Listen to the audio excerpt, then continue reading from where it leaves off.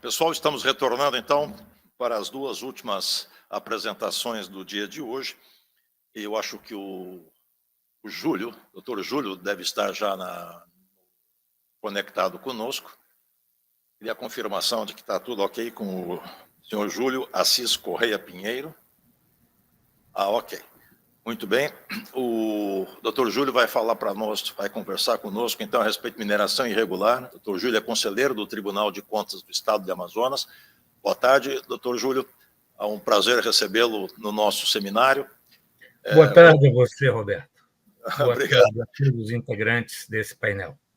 Ótimo. Então, estamos à sua disposição, doutor Júlio, para que a gente estabeleça essa conversa a respeito da mineração irregular.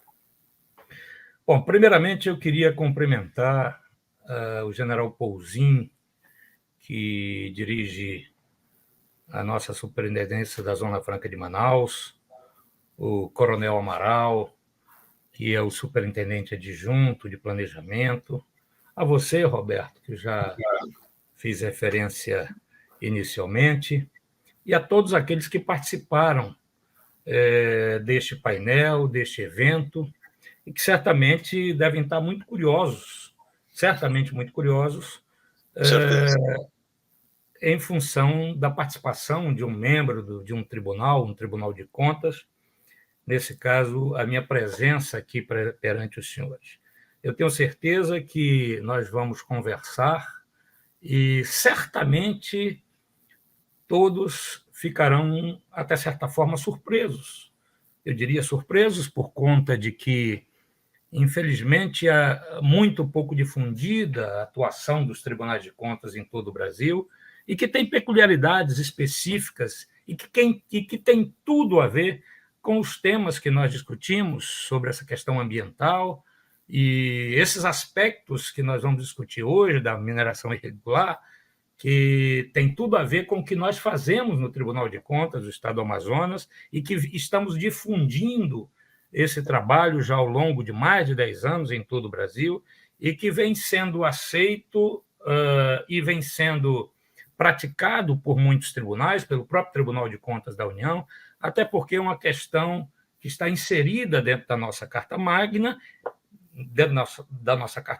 e de toda a legislação infraconstitucional ou alguma legislação referente especificamente a essa questão de controle ambiental, especificamente um capítulo do meio ambiente garantido na Carta Magna de 1988. E eu inicio mostrando aí essa imagem, essa interrogação. E a grande pergunta que nos é colocada e que será colocada por mim nesse momento, e que certamente é a grande indagação de todos, o que o Tribunal de Contas tem a ver com essa questão ambiental, com o meio ambiente, com a mineração legal, com a mineração clandestina, enfim, o que nós temos a ver com tudo isso?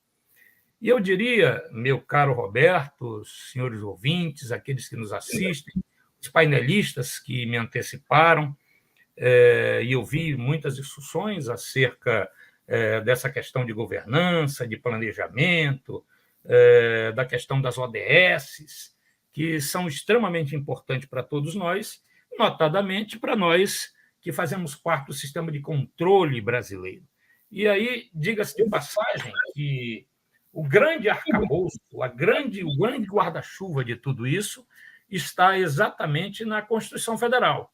Nós temos a Constituição Federal, lá no seu artigo 225, um capítulo específico que inicia com esse artigo 225, que diz que todos têm direito ao meio ambiente ecologicamente equilibrado, bem de uso comum do povo e essencial à sadia qualidade de vida, impondo-se ao poder público, e aí a todos nós, poder público, os tribunais, a SUFRAMA, as entidades governamentais que estão participando desse processo enquanto poder público e a coletividade, o dever de defendê-lo e preservá-lo perante as presentes e futuras gerações. Então, esse é o grande arcabouço, é o grande guarda-chuva que nós possuímos, que está garantido pela Constituição. E aí onde entra o Tribunal de Contas, onde entra o sistema Tribunais de Contas brasileiro?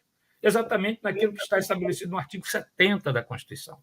A fiscalização ela é contábil, orçamentária, financeira, operacional e patrimonial. Então, esse é o grande escopo, esse é o grande guarda-chuva da atuação dos tribunais de contas, imprescindível para que nós possamos cumprir os aspectos de legalidade, legitimidade e economicidade estabelecidos na lei. Por que nós funcionamos dessa forma? Porque esse controle, que era conhecido só como um controle fiscal, orçamentário e financeiro, anterior à Constituição de 88, passou a ser um controle operacional e patrimonial. E leia-se patrimônio aquilo que está estabelecido no parágrafo 4º da Constituição da República Federativa do Brasil, do mesmo artigo 225, ou seja, a floresta amazônica, Mata Atlântica, Pantanal Mato-Grossense, Serra do Mar, zona costeira, são patrimônio nacional. E, como tal, as observações que devamos ter do ponto de vista da legalidade e daquilo que está estabelecido no artigo anterior, da economicidade, da legitimidade, é inerente aos tribunais de contas e é inerente ao sistema de controle público brasileiro. Então, esse é o grande guarda-chuva, essa, inicialmente, é a explicação que nós precisamos dar para que nós possamos saber efetivamente a importância que tem esse cumprimento dos dispositivos legais com relação a essas questões anteriormente estabelecidas nesse artigo 70 da Constituição. Porque nós estamos tratando aí de emprego de recursos públicos, se eles ocorrem com eficiência, com eficácia e sem desperdício. A observância desses mandamentos legais, embora ela sendo absolutamente necessária, ela, infelizmente, ainda não é condição suficiente para assegurar a integridade desse meio ambiente. Então, nós precisamos, nós, instituições de controle, nós que temos os nossos jurisdicionados, a SUFRAMA é jurisdicionada do Tribunal de Contas da União, as secretarias estaduais, municipais e o Instituto Ambiental, jurisdicionado do Tribunal de Contas do Estado do Amazonas, porque nós aferimos e avaliamos aquela fiscalização contábil, orçamentária, financeira, operacional e patrimonial, estabelecida lá naquele artigo 70 da Constituição, exatamente para que nós possamos aferir se nós estamos tratando fielmente, com eficiência, com eficácia e a economicidade com relação aos recursos públicos. E não basta só os recursos de ordem fiscal, orçamentária e financeira, mas esses recursos naturais do meio ambiente, esses recursos ambientais, naquilo que está estabelecido na Constituição, no artigo 225, nesse seu parágrafo 4º, os biomas brasileiros, exatamente os biomas brasileiros. Então, está aí a grande resposta da interrogação inicialmente mostrada a todos os senhores, e que certamente, infelizmente, por culpa nossa, por falta de difusão do próprio sistema, infelizmente, isso não tem chegado à maioria da população. Eu, pessoalmente, tenho participado, e eu vi ainda há pouco a doutora Maria Salum falando das ODS, eu tenho participado de muitos eventos em universidades brasileiras, em escolas públicas, em escolas particulares, em outros países, tratando exatamente da importância que tem os tribunais de contas nessa questão do controle preventivo, do controle antecipatório, do controle com a perspectiva do risco e não do dano. E aí nós estamos tratando hoje de mineração, e daqui a pouco nós vamos aprofundar um pouquinho mais daquilo que nós estamos desenvolvendo nessa questão da mineração aqui, do controle da mineração, principalmente a mineração ilegal aqui no estado do Amazonas. Nós, a partir de 88, na verdade, a Constituição nos abre essa perspectiva a partir de 88, e aí não há necessidade de nenhuma lei infraconstitucional em que pese nós termos a legislação, por exemplo, que trata das licitações, a de 93, a 8666, e agora a 14133, que é de abril, é muito recente, que fala exatamente nessa questão da atuação dos tribunais de contas do ponto de vista preventivo, na área de impactos ambientais, na questão não só do menor preço, da isonomia, mas também da promoção do desenvolvimento nacional sustentável. Então, a 8666, que reforçou o seu escopo através da Lei 14.133, vem estabelecendo esses critérios de controle ambiental. Então, meu caro Roberto, meus ouvintes, a perspectiva e a visão dos tribunais de contas não é em cima do dano ambiental, porque o dano ele já é efetivamente ocorrido, muitas das vezes ele é irreversível. A nossa visão é em função do risco ambiental, daquilo que pode acontecer doravante. E aí nós fazemos o controle. Como é que nós iniciamos esse controle? Daqui a pouquinho eu me aprofundo um pouquinho mais.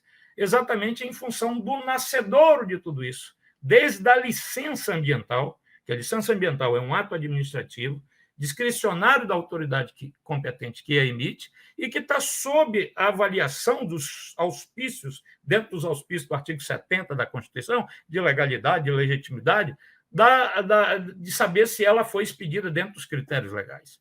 Mas esse é um controle preventivo, não é um controle prévio. O Tribunal de Contas, ou os tribunais de contas, o sistema Tribunal de Contas, ele não faz controle prévio porque ele não substitui a autoridade que tem o dever e a obrigação de emitir a licença ambiental, mas ele afere e avalia se essas licenças foram estabelecidas dentro dos critérios legais estabelecidos no artigo 70 da Constituição, notadamente a questão da legalidade. E todo o curso processual do andamento das licenças ambientais, se elas assim estão sendo realizadas dentro desses critérios legais. Então, nós criamos, a partir de 2010, na época, o Departamento de Auditoria Ambiental dentro do Tribunal de Contas do Estado do Amazonas, por uma lei, através de uma lei, a Lei 3486, de março de 2010, e, posteriormente, esse departamento transformou-se numa diretoria, cresceu exatamente pela importância que tem para todos nós um sistema de controle preventivo, onde não só participa, porque quando a gente fala de meio ambiente, o 225 está lá dizendo que é obrigação do poder público, mas também de toda a coletividade. Também pode participar a coletividade, e lá na frente eu vou mostrar como é que a coletividade pode participar, fazendo com que nós tenhamos efetivamente um controle amplo, que é o controle socioambiental, com a participação da sociedade. Portanto, essa lei ela veio concretizar todo um trabalho que nós estamos desenvolvendo ao longo de mais de 10 anos para que nós pudéssemos atuar na área de saneamento, resíduos sólidos, abastecimento e esgotamento sanitário, licenciamento ambiental, áreas protegidas, unidade de conservação, controle ambiental, estabelecendo critérios de governança. Eu vi o doutor Pedro Paulo falando em governança, extremamente importante para todos nós, e nessa área especificamente de mineração, o que nos traz essa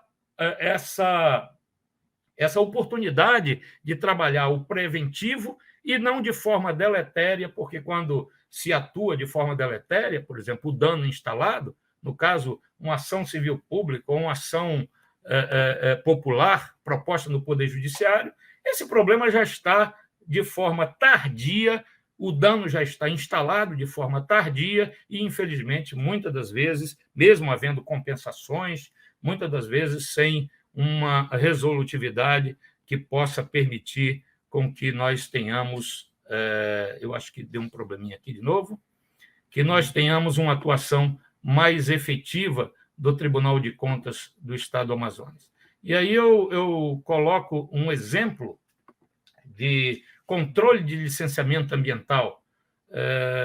Eu lembro que, alguns anos atrás, e um pouco antes do que aconteceu lá em Minas Gerais, com aquela catástrofe que já foi comentada hoje aqui, nós suspendemos uma licença ambiental no Tribunal de Contas, uma licença ambiental dada ao poder público, por conta de que não estavam cumprindo os critérios legais dessa licença. Então, veja que o tribunal tem um poder extraordinário. O Tribunal de Contas suspende licença ambiental no trecho 2 da Avenida das Torres. Por quê? Porque estava causando risco de desmoronamento de casas ali no curso dessa Estrada das Flores, e o tribunal, de forma prudente, suspendeu a licença, consequentemente, suspendeu a obra. Então, essa atuação, e onde é que está a parte de apresentação aqui? Deixa eu ver se...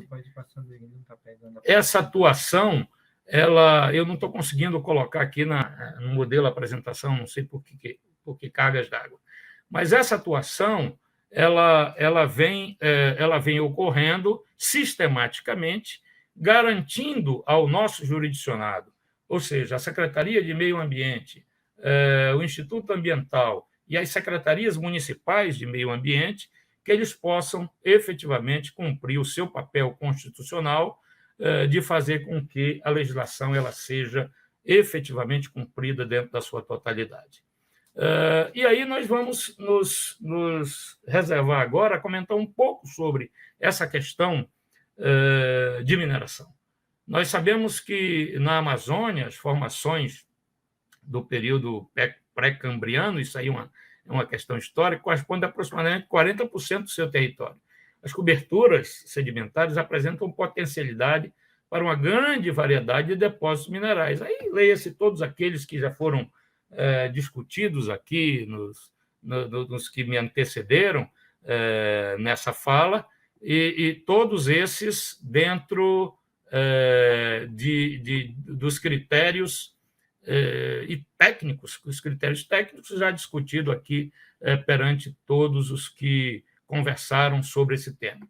Então, nós temos aí um mapa diversificado, eu repito, talvez até sendo repetitivo, um mapa de minerais na Amazônia brasileira. A Amazônia brasileira, o estado do Amazonas, um estado de dimensões continentais, 1.580.000 quilômetros quadrados, hoje um pouco menos, por conta dos conflitos que nós tivemos, dos conflitos judiciais que nós tivemos com o estado do Acre, mas algo em torno de 1,5 milhão de quilômetros quadrados, em que nós temos aí uma série de regiões, de discussões sobre essas regiões, e que o Tribunal de Contas tem se inserido nessa questão, especialmente naquelas que eu mencionei anteriormente, e também nessa questão mineral. Somente aí essa informação, no início dos anos 80, é que foram descobertos os mais expressivos depósitos de cassiterita, é um dos exemplos, isso foi dito aqui, eu só estou repetindo, no estado do Amazonas, iniciando o processo de exploração. Na Amazônia, a maior expressão da mineração industrial está na jazida do Pitinga, em Presidente Figueiredo. E aí, essa área e essa região, que a mineralização foi efetuada, e é efetuada pela mineradora Taboca, né? Cassiterita, columbita, tantalita, zincornita, criolita, xenotímio ou xenotimil, torita, enfim, são vários minerais que são explorados nessa região do Pitinga. E nós, pessoalmente, nós do Tribunal de Contas, junto com o Ministério Público Estadual, junto com o Instituto Ambiental, junto com o Ministério Público de Contas, junto com várias entidades, fomos fazer uma inspeção técnica na mina do Pitinga. Olha que já havia acontecido o problema lá em Minas Gerais. E, aliás, eu recentemente, semana passada, estive em Minas Gerais fazendo exatamente uma fala lá para os nossos colegas conselheiros do Tribunal de Contas e técnicos dos tribunais de contas, da importância que tem esse controle ambiental preventivo. Então, esse controle ambiental preventivo, nós utilizamos os nossos técnicos, elaboramos relatórios, elaboramos e sugerimos, do ponto de vista da governança, sugerimos que o poder público execute, exerça a sua função primordial de preventiva, de fazer com que não aconteçam danos ambientais na nossa região. Nós discutimos da importância que tem a exploração racional dos minérios, estão aí as ODS, que eu vou daqui a pouquinho falar um pouco delas, essa questão dos Objetivos de Desenvolvimento Sustentável, estabelecido no Acordo de Paris, que eu pessoalmente participei dessa COP, e que a discussão, além de ser muito técnica, essa implementação passou a vir de forma muito devagar, em 2016 e até agora, e nós temos a convicção plena de que só atingiremos índices mínimos desses objetivos a serem observados, com tudo aquilo que foi discutido aqui, se as instituições de controle tiverem efetivamente um papel dentro dessa sistemática. Porque, se não houver isso, não há como cobrar do poder público. Eu vi muita reclamação de que os processos delongam-se, às vezes ficam quase ad eterno, 3, 4, 5 anos para você conseguir uma licença ambiental, para você conseguir uma licença de lavra, enfim, muitos anos, e a gente, às vezes, chega a se questionar: que procrastinação é essa? Querer vender dificuldade para ganhar facilidade? E tudo é possível que esteja acontecendo, afora o excesso de burocracia que nós temos nesse país. E nós precisamos urgentemente acabar com isso. E o tribunal, ou os tribunais de contas do Brasil, incluindo aí o Tribunal de Contas da União, que tem como jurisdicionado a ANA, que tem condicionado a agência de mineração, jurisdicionado, melhor dizendo, a agência de mineração, que tem como jurisdicionado o Ministério das Minas e Energia, o Ministério do Meio Ambiente, enfim, todos esses jurisdicionados precisam prestar informações ao Tribunal de Contas da União. Partindo do princípio da federação, o Estado do Amazonas, a Secretaria de Meio Ambiente, o Instituto Ambiental e todas as secretarias municipais precisam se adequar às normas da lei, e nós fazemos esse controle de legalidade, como disse anteriormente, estabelecido no artigo 70 da Constituição. Então, essa foto é de uma inspeção, e eu estou aqui à esquerda, que nós fizemos na mina do Pitinga, e com o acompanhamento do Ministério Público do Estado, do Instituto Ambiental do Amazonas, da Secretaria de Meio Ambiente, do Ministério Público de Contas e várias entidades que participaram dessa inspeção e que foi produzido um relatório que nós podemos disponibilizar a qualquer momento para todos os senhores. Então, essa característica da mineração industrial nessa área ambiental, os principais projetos industriais implantados na Amazônia apresentam controle ambiental, são adotadas medidas mitigadores, como desmatamento restrito, planta de exploração, projetos de reflorestamento com espécies locais, construção de barragens de rejeito para impedir que os resíduos sólidos de mineração sejam lançados na drenagem regional, desenvolvimento dos programas de apoio a comunidades indígenas nas áreas de influência do projeto. Então, observem a importância de um sistema de controle de contas públicas que afere toda essa questão, além da questão, obviamente, orçamentária, fiscal, financeira, aferem essa questão do ponto de vista do controle patrimonial, do controle do nosso patrimônio natural, do controle dos nossos biomas, os biomas brasileiros, repetindo, a Mata Atlântica, o Pantanal Mato Grossense, a Serra do Mar, a Zona Costeira, tudo é patrimônio nacional. E, como tal, a observação que devemos ser e a preocupação que devamos ter sempre é no sentido de fazer com que nós possamos efetivamente cumprir a nossa missão. E esse controle de monitoramento da atividade industrial, como disse, é um controle preventivo, estudos de implementação de empreendimento, a instalação, a averiguação do cumprimento de condicionantes, a operação, o cumprimento e a operacionalização dos programas que irão garantir o funcionamento do empreendimento sem a ocorrência de danos. É essa a nossa preocupação. Portanto, a nossa perspectiva é do risco e não do dano. E esse monitoramento que nós fazemos, a fiscalização dos programas que irão garantir o funcionamento do empreendimento sem a ocorrência dos danos, é fundamental. Por isso, as cortes de contas, por isso, o sistema de controle ambiental brasileiro precisa ser focado exatamente nessas questões. Nós temos, por exemplo, peculiaridade de várias áreas. Nós temos várias situações de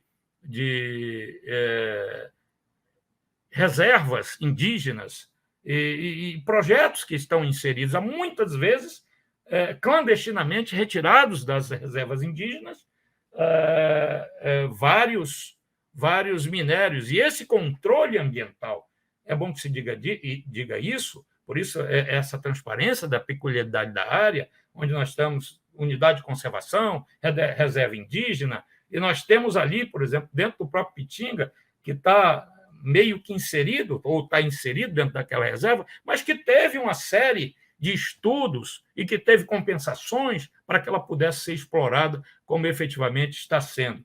E aí os vários minérios que nós temos aí na nossa região, calcário, nióbio, ouro, caulim, silvinita, e nós precisamos fazer com que esse desenvolvimento chegue efetivamente na ponta final. O que não pode é que haja uma letargia para que os projetos eles efetivamente possam ser dado início, meio e fim. Eu estudei na Escola Superior de Guerra e estudei planejamento estratégico, e, aliás, o coronel Pouzin entende muito disso, o coronel Amaral entende muito disso, o general Pouzin, aliás, que é general, desculpa, eu não quis rebaixar, não. General Pouzin e o coronel Amaral entendem muito disso, exatamente do ponto de vista da visão estratégica que o Brasil precisa ter. Da visão estratégica que nós precisamos ter, observando os critérios do desenvolvimento sustentável, observando os critérios legais, mas nós não podemos permitir a procrastinação.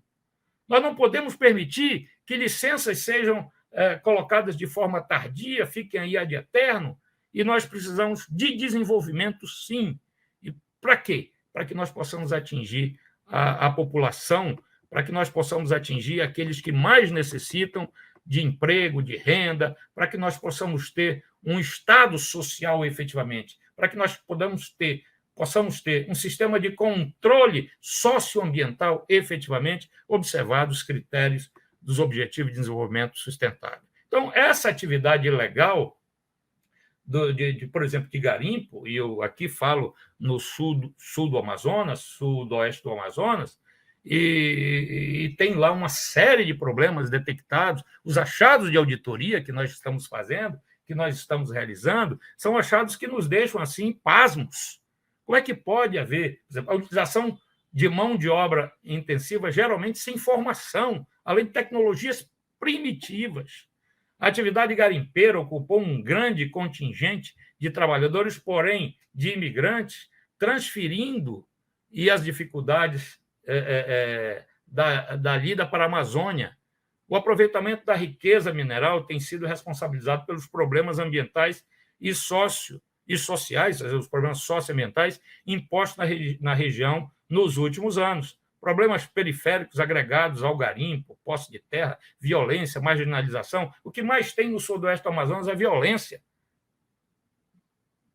Mortes chegam a ocorrer por conta dessa questão e dessa discussão da exploração irracional, muitas das vezes, e ilegal desses minérios. E aí cabe ao poder público.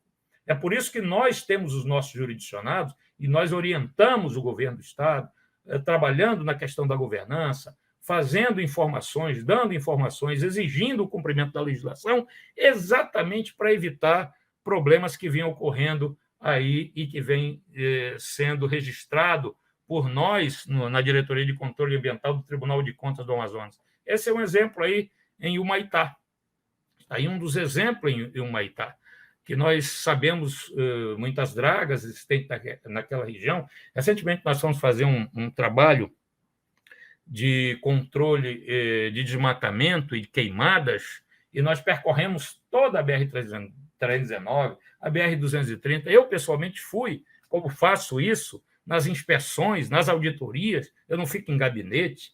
Aliás, uma das coisas que eu mais combato em todo o Brasil é exatamente aquela ocupação letárgica, né, da maioria que ficam ali só mandando ordens à distância e não enxergando o problema de perto. Ao contrário de tudo isso, nós temos tido a preocupação de levar a fundo os estudos de impacto socioambiental, de impactos socioambientais em toda a região amazônica. Já fizemos isso na área de abastecimento d'água, e água é um dos problemas, nós sabemos disso. Nós temos um trabalho com a Universidade Federal do Amazonas e com a Universidade do Estado do Amazonas, chama-se Águas Amazônicas e Povos da Floresta. É um trabalho que tem a participação de 20 mestres e doutores das universidades, dessas duas universidades, um livro registrado no ISBN, está aqui o número do registro e tudo mais, e nós fazemos isso exatamente vislumbrando um planejamento estratégico com a participação de pessoas como o professor Galizia Tundizi, da Universidade Federal de São Carlos e da USP, um dos maiores limnologistas brasileiros, participação do Gerson Kellman, que tem conversado conosco sobre essa questão da água, que é um problema sério nesse país. E esse trabalho, esse estudo, diz respeito a todas as calhas de rios amazônicos. Esse aqui é especificamente do Madeira. É um livro que foi produzido pela Universidade Federal do Amazonas e pela Universidade do Estado do Amazonas, que tem como coordenação científica a professora Terezinha Fraste, lá na universidade, que é a vice-reitora hoje, e o professor Antônio Mesquita, da Universidade do Estado do Amazonas, com o apoio incondicional dos dois reitores da universidade, o professor Puga e o professor Cleinaldo, diga-se de passagem, sensibilizados que estão pelo trabalho de controle ambiental que vem sendo realizado pelo Estado do Amazonas. Então, os problemas identificados que nós identificamos em várias ações de controle ambiental, atuação em depósitos minerais superficiais, ocasionam uma área desmatada significativa, mas de certa forma inferior às queimadas motivadas pela posse da terra, são achados de auditoria isso aí. Na exploração do cascalho mineralizado, feita normalmente com o uso de jatos d'água, a remoção de uma quantidade maior de material argiloso, que é lançado nos pequenos e grandes rios, tornando-os barrentos, aí, por isso, os assoreamentos, enfim, uma série de outros fatores inerentes a essa nossa atividade de controle. Esses achados de auditoria são achados que nós temos observado e eles são colocados em relatórios e são observadas recomendações aos governos, às secretarias, para que haja efetivamente o cumprimento do mistério desses nossos jurisdicionados, o seu mistério de fazer controle ambiental preventivo. Outros problemas, como o uso de mercúrio na concentração do ouro. Aliás, o mercúrio ele é um problema seríssimo, porque a contaminação dos rios e igarapés, a contaminação dos peixes, e aí a decorrência disso são doenças muito graves. Para os senhores terem uma ideia, só voltando a essa questão da água, na auditoria que fizemos em abastecimento de água em 17 municípios do interior, nós encontramos situações escabrosas, encontramos Escherichia coli na água servida direto à população, encontramos uma série de problemas na captação dessa água. A água é um dos problemas. Outro, o quadro de saúde dos garimpeiros envolvidos na amalgamação do ouro. Pesquisas apontam a contaminação dos peixes na região, como disse anteriormente, quando é maior atividade garimpeira, como na bacia do Rio Tapajós, por exemplo.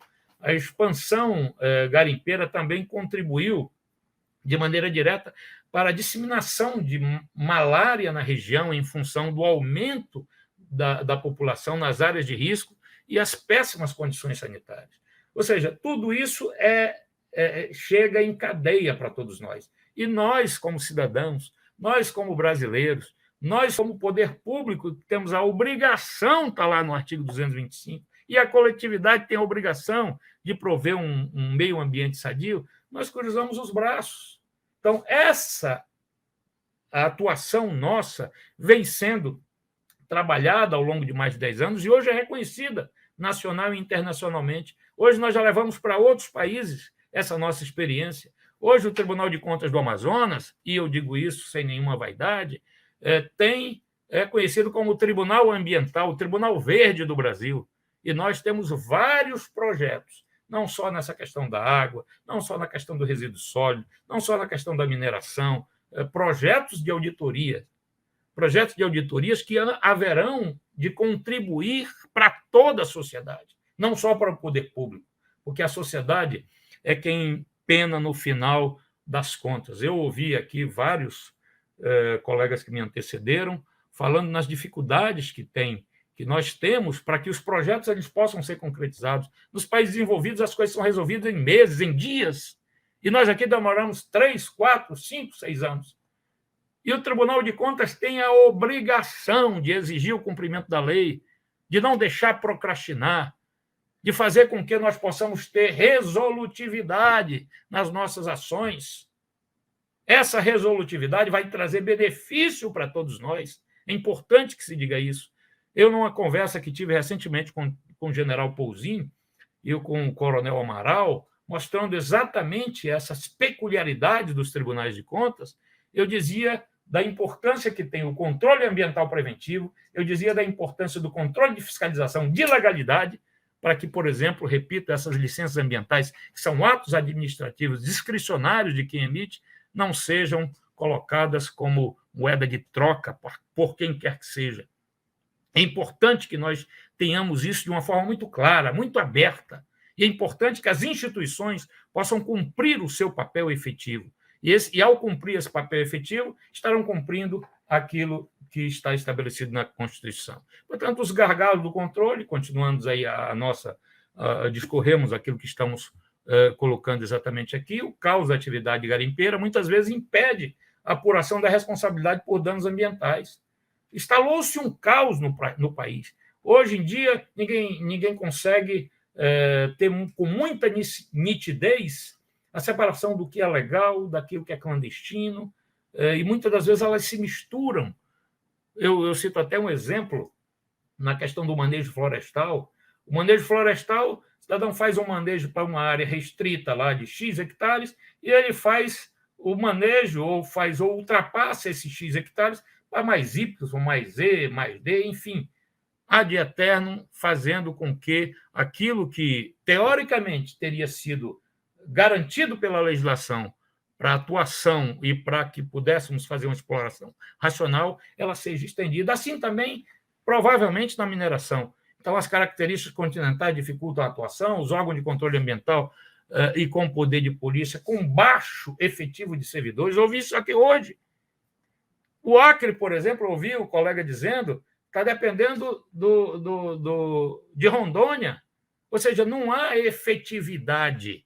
O serviço público ele não começa de Brasília, há um distanciamento de Brasília com aquilo que acontece aqui no estado do Amazonas, que acontece em Rondônia. Então, há uma distância enorme, as coisas não chegam com efetividade.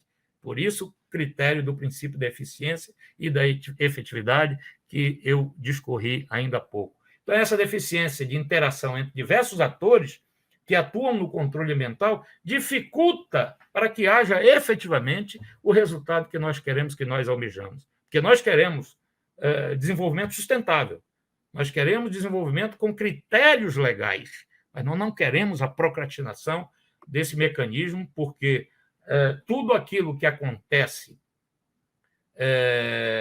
na nossa região, ela tem uma causa e tem um efeito. E aí eu coloco, não é só a extração de ouro que causa danos ambientais, tem vários outros problemas que causam danos ambientais. Está aí o exemplo do Igarapé do Leão, na exploração de areia. Esse é um mapa que demonstra exatamente aquilo que vem ocorrendo aqui no estado do Amazonas. Extração de areia causa problemas do Igarapé, da comunidade na BR-174, moradores que denunciaram isso ao Ministério Público Federal e aos órgãos ambientais desde 2012. A comunidade afirma que a atividade tem provocado o assoreamento do Igarapé, que fica no entorno do areal. E isso não acontece só aí na BR-319, na BR-174, melhor dizendo. Isso acontece no sudoeste do Amazonas, isso acontece em várias regiões do Brasil. E a importância do poder público. E, mais uma vez, eu repito, a importância da discussão desse tema, importância fundamental e crucial. Agora, minha gente, não há um outro mecanismo mais célere, mais eficaz, e aí o Tribunal de Contas vem desenvolvendo esse mecanismo já ao longo de muitos anos, do ponto de vista da inserção aos nossos jurisdicionados, do cumprimento da lei que trata da questão da educação ambiental, que é a Lei 9795, de 99. É uma lei de 99 que existe e diz que a educação ambiental, porque a Constituição também diz isso, é dever do poder público. Está lá no artigo 225, parágrafo 2º, inciso 6º, prover educação ambiental em todos os níveis de ensino, desde a tenridade, o ensino fundamental, a alfabetização antiga, até o ensino superior. E nós, infelizmente, não tivemos até hoje o poder suficiente. Eu me lembro que quando eu estudava, fazer um parêntese aqui, Educação Moral e Cívica e Ordem e OSPB, Organização Social e Política do Brasil. Naquela época eram matérias obrigatórias. A educação ambiental está na Constituição, minha gente. E, infelizmente, não tem sido levada a sério, e é o único mecanismo a médio e longo prazo. E aí, quando a gente fala em planejamento estratégico, eu repito, eu estudei isso na Escola Superior de Guerra, a gente faz análise de cenário de curto, médio e longo prazo. Quando nós fazemos análise de cenário de curto, e médio e longo prazo, quando você vê a curto prazo, aliás, hoje deletério, porque ela está na Constituição de 88 e praticamente nada foi feito até hoje, você verifica exatamente que nós temos uma enxurrada de leis, fora a Constituição, que é a mais importante, a legislação infraconstitucional, a 9795, que é uma lei federal de 99, que simplesmente ela não é aplicada. É quase uma natimorta. Afora algumas situações isoladas, como eu tenho tentado fazer aqui no estado do Amazonas, visando com que nós possamos cumprir esses critérios mínimos. Portanto, o Tribunal de Contas do estado do Amazonas, por ser uma importante instituição de controle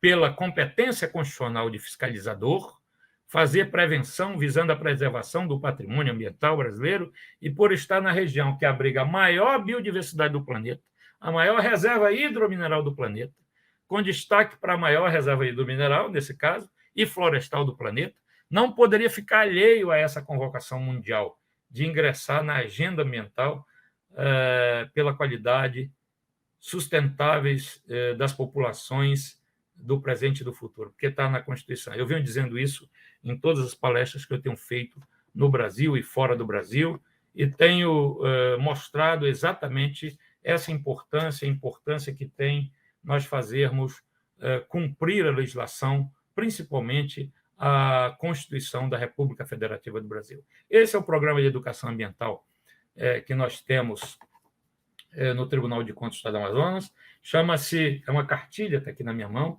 Eu Sou um Ecocidadão, Protejo o Meio Ambiente. Essa cartilha tem vários temas, tem lixo, aliás, o lixo é o tema principal, que nós elegemos na época o lixo. Tem queimadas, desmatamento, pesca predatória, resíduos perigosos, tráfico de animais silvestres, a questão da mineração, enfim, tudo aquilo que diz respeito a essa questão de controle ambiental para que nós possamos prover essa educação desde tenridade até o nível superior. É o que a gente vem desempenhando. E nós, no Tribunal de Contas do Estado do Amazonas, como disse, temos uma parceria com as duas universidades, a Universidade Federal do Amazonas e a Universidade do Estado do Amazonas. Com a Universidade Estadual, nós desenvolvemos um programa de controle social, ferramenta que possibilita aos cidadãos encaminharem denúncias de crimes ambientais ou sob má prestação de serviços públicos diretamente ao tribunal, com fotos e georreferenciamento de qualquer município amazonense ou de qualquer parte do Brasil. Chama-se Eu Sou o Eco, que está disponibilizado no sistema Android e no iOS. E esse sistema exatamente visa a interação, a integração entre o poder público, o Tribunal de Contas, da obrigação do artigo 225, a sociedade também da obrigação do artigo 225, que é dever de todos nós. Então, esse Eu Sou um Eco é uma ferramenta extraordinária que nós fizemos um acordo com a Transparência Internacional, os tribunais de contas do Brasil fizeram um acordo com a Transparência Internacional para a utilização dessa ferramenta para que nós possamos difundir em todo o Brasil. Difundir em todo o Brasil um mecanismo de controle, porque a população ajuda, a partir do momento em que ela denuncia os malfeitos, os crimes ambientais, denunciam o desvio de recursos públicos, seja lá o que for. Ela ajuda para que nós possamos ter as informações e, enquanto instituição de controle, exigir do nosso jurisdicionado, da secretaria relativa e competente ao que foi denunciado, o dever de cumprir o seu mistério, o dever de cumprir a sua obrigação constitucional e infraconstitucional. Então, esse Eu Sou um Eco é um aplicativo que está disponibilizado no sistema Android. Quem quiser baixar o Eu Sou o Eco pode disponibilizar. Ele estava no iOS também, nós tivemos um problema, mas estamos corrigindo agora, e não sei se já foi corrigido, mas ele ele pode ser utilizado por qualquer um. É uma ferramenta extraordinária. Quem quiser baixar, pode baixar e está à disposição de todos. Um outro programa que nós temos já com a Universidade do Estado Federal do Amazonas é o Atlas ODS Amazonas. O que é esse Atlas ODS Amazonas? Todos os ODS, e aí os tribunais de contas, eles atuam não só na primeira, como na 17ª. Essa questão das parcerias, e aí está o exemplo das parcerias, a parceria do Tribunal de Contas do Estado do Amazonas com as duas universidades, exatamente para cumprir um desses ODS e fazer com que tudo que nós levantarmos nas auditorias, todos os nossos achados de auditorias ambientais levantadas nos municípios do interior do Estado do Amazonas, elas possam ser levadas para um banco de dados. E a universidade compila esses bancos todos, com seus estudantes, com seus professores,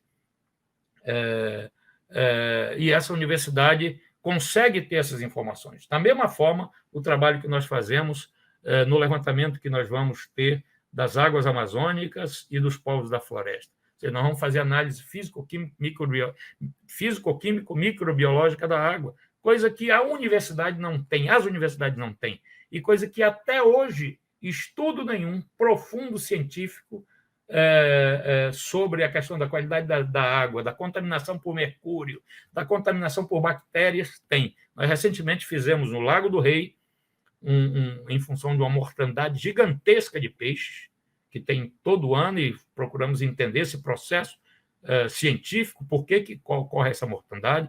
Fizemos no caso da rabdomiólise em Itacoatiara, a tal da doença da urina negra, com as duas universidades, captação de água, levar para o laboratório central, levar para o laboratório da Universidade do Estado do Amazonas e da Universidade Federal, para que nós possamos ter um diagnóstico mínimo para saber se isso é vírus, bactérias, que diabo é que faz com que aconteça essa doença. Na verdade, dizem que não é nenhuma coisa nem outra, mas ainda estamos em processo de conclusão agora desses estudos, que foi pela Universidade Federal, capitaneada pelo professor Carlos Freitas, pela Universidade Federal, pela professora Valdete.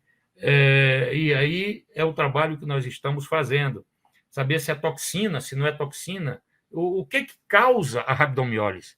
Então, não temos ainda uma resposta, e eu estou aguardando as análises finais de tudo aquilo que foi levantado para que nós possamos divulgar e difundir para toda a sociedade. Portanto, a importância que tem essa parceria. É só para lembrar aí de um seminário que nós participamos e fizemos através do Instituto Piatã e a Federação das Indústrias do Estado do Amazonas. Isso foi antes da pandemia que nós fizemos, e um grupo de estudos que trabalha essa questão do planejamento, capital humano, planejamento, o Denis Mineve, capital humano, Adalberto Val, indústria, o Jório, tecnologia, informação e comunicação, o Altgran, logística portuária, o petróleo, enfim, agronegócios, o Munir, mineração, está aí o Guilherme Giacomo, que é um dos especialistas, turismo e proteção internacional, o Jacques Kahn e a Carol Terramoto, bioeconomia, o Marcelo, gestão ambiental, eu fiquei encarregado dessa área, serviços ecossistêmicos, enfim, o professor Niro Iguchi, recursos florestais, o Sérgio Gonçalves, e pesca e piscicultura. Exatamente esses trabalhos que nós estamos fazendo, visando uma alternativa para o Amazonas pós a existência da Zona Franca de Manaus. Porque a Zona Franca de Manaus tem previsão, se não for prorrogada de novo, mesmo diante da importância que tem um modelo que preservou a Amazônia, um modelo que é limpo, de indústria limpa, e que precisa ser pensado futuras alternativas, do ponto de vista de nós trabalharmos a biodiversidade, de nós trabalharmos os fármacos, para nós trabalharmos tudo aquilo que a floresta amazônica disponibiliza para todos nós. Meu caro Roberto, meus ouvintes, eu quero agradecer imensamente a participação. Eu não sei se eu estendi demais na minha fala, eu até perdi o horário, acho que já está mais ou menos concluindo, mas para dizer a todos os senhores, mais uma vez agradecer e dizer da importância e da visão do superintendente da SUFRAMA, quando ele traz à discussão um problema crucial para todos nós. Quando ele traz a discussão e que nós temos a obrigação de trazer as soluções. E para quem achava ou não conhecia a atuação dos tribunais de contas, eu tenho certeza que aquela interrogação inicial, eu espero, né? Pelo menos eu estou esperando que isso ocorra, a partir de agora ela possa ser um pouquinho mais dissipada, um pouquinho mais amenizada, pelo menos, porque a importância do sistema de controle de contas públicas brasileiros, a importância que tem os tribunais de contas para o Brasil, ele comparativamente a quem age, porque nós agimos de ofício, a quem age provocado, quando age provocado, já age de forma tardia, muitas das vezes esses danos instalados, 15, 10, 5 anos, muitas das vezes as compensações ambientais não resolvem absolutamente nada, e nós, tribunais de contas, se cumprirmos o nosso mistério constitucional, a nossa obrigação constitucional de prover controle ambiental preventivo, haveremos de ajudar muito o Brasil e consolidar, pelo menos um pouquinho, num percentual um pouquinho maior, os Objetivos de Desenvolvimento Sustentável, que o Brasil foi signatário, com vários países signatários, mais de 90 países, e que nós temos aí, desses 17 objetivos, mais de 150 de metas, mais de 200 de indicadores a serem observados, dito isso e por todos, por vários que passaram aqui antes de mim. Então, eu queria agradecer mais uma vez ao general Pouzin, ao coronel Amaral e a paciência do Dr. Roberto e de todos aqueles que me ouviram até agora. Muito obrigado. Muito obrigado, Dr. Júlio Assis Correia Pinheiro. Muito obrigado. Eu acho que o senhor pôs luz em alguns pontos importantes, né? Lembrando das questões de risco, questões de danos, e a importância, realmente, dos tribunais, né, de contas de cada um dos estados e da federação, né? O senhor que é conselheiro do Tribunal de Contas aqui do estado do Amazonas. Eu lhe agradeço a participação, lhe agradeço muito. O tempo foi exatamente o que estava previsto mesmo, então não houve nenhum escorregão nesse sentido aí. Eu lhe agradeço realmente a participação. As questões, assim como a gente fez com os demais, essas questões, as perguntas, dúvidas, né, elas serão encaminhadas, e por favor, se tiver disponibilidade para respondê-las, e talvez, como nós teremos agora, daqui a pouco mais, talvez um pouco menos de um ano, perdão, a gente terá o seminário número 2, até as proposições suas, né, quais são as suas proposições, né, para que a gente possa dar aos próprios tribunais, né, tanto regionais quanto federal, a colocar da forma como o senhor muito bem ponderou e colocou para nós. Eu agradeço mais uma vez. Muito obrigado, doutor Júlio, pela sua participação. Obrigado. Obrigado. Eu é que agradeço mais uma vez a todos. Muito obrigado.